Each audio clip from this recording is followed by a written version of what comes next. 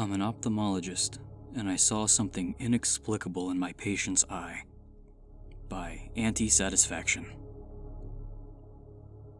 Anna, can you room the next patient? I asked, glancing up from my notes. Sure, she'll be in room 5, she replied, heading down the hallway. I quickly reviewed the patient's history that Anna had written up. The lady had been complaining of a haze that seemed to come and go, and occasional stabbing pains in her left eye that began several days ago. Nothing way out of the ordinary, really. It was probably just a combination of floaters and dry eye. In my mind, the diagnosis was already locked and loaded, but just out of precaution, the patient was dilated to make sure there wasn't anything going on with her retina. Satisfied with my guess, I took off my readers, picked up my laptop, and entered room 5. Miss Myers, it's good to meet you. I'm Dr. Ronald.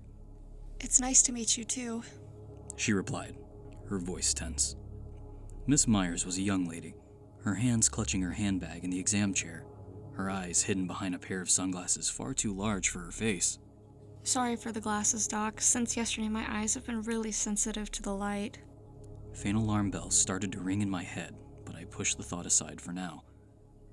Oh, it's no problem. Why don't you tell me a little more about what's been going on with your eyes? I asked, trying to sound reassuring. Well, it's just my left eye, really. Since Saturday, I feel like my vision's been getting worse. Like a fog's been building up, and I get these shooting pains from time to time. It almost feels like someone is poking from the back of my eye. I had lunch with a friend on Friday who had similar symptoms at the time. I was wondering if it's some sort of pink eye or something? Could be. How about let's take those sunglasses off and we'll get a look at what's going on with your eye? Oh, of course, she said, removing the oversized sunglasses. Under the slit lamp, her eyes seemed normal enough, with the exception of her left eye being somewhat bloodshot. With no clear explanation for her symptoms, I took out my fundus lens and peered into the back of her eye. I had caught no more than a glimpse of her retina before she shrieked and slapped the lens, knocking it rattling onto the floor.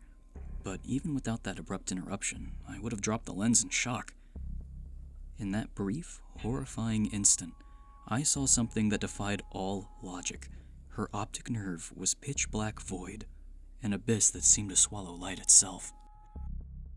The optic nerve usually looks like a donut, with a dark orange outer ring surrounding a brighter inner circle.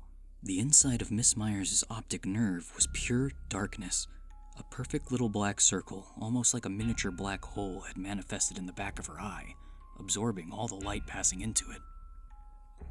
As my mind spun in a whirlwind of confusion, Miss Myers tumbled from her chair, collapsing onto the floor with a shriek that pierced the air. She clutched her hand over her eye, her voice rising in a crescendo of panic. Just then, Anna burst into the room, snapping me out of my stupor. We rushed to her side, dropping to our knees to help Miss Myers. She was inconsolable, moaning and rocking back and forth, her distress palpable. Oh God. Oh God, oh God. She wailed, her voice cracking with terror. There's something moving behind my eye. As her screaming reached an unbearable climax, Miss Myers suddenly looked up from her prostrated position. Her hand was still cupped firmly over her eye, but now we could see the blood trickling down between her fingers, a crimson stream staining her pale cheek. My heart pounded in my chest as I watched in horror. Something was moving beneath her skin, forcing her fingers apart from the inside. The sight was grotesque, a nightmarish struggle playing out just beneath her flesh. With a final, blood-curdling scream, Miss Myers collapsed to the floor, her body convulsing violently. Her arms fell limply to her sides, revealing the true extent of the horror. Jet black, spider-like appendages erupted from her eye, each one glistening with a wet, otherworldly sheen. They waved and writhed, searching for a grip on the slick linoleum tiles. Each movement left behind bloody scratches on Miss Myers' face, the lines of red contrasting starkly with her ashen skin. The appendages moved with a life of their own, a ghastly spectacle of wriggling limbs that defied all logic and understanding. Room was filled with the sickening sound of their scraping against the floor, mingling with the faint, gurgling moans that escaped Miss Myers' lips. The sight was more than I could bear, a vision straight from the depths of a fevered nightmare. Anna and I immediately fled the room, leaving Miss Myers' twitching body and ever-growing appendages writhing in a pool of blood on the floor. The next few hours were a disorienting blur. The police arrived, sealing off the clinic. Soon after, men in black suits took over, their presence cold and methodical.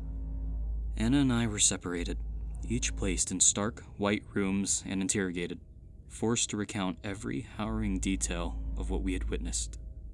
The questioning was relentless, and it felt as though we were trapped in a loop of terror, reliving the nightmare over and over. Finally, we were released, but only after signing hefty non-disclosure agreements. I'm writing this in the bedroom now. I know I signed the NDA, but somebody needs to know.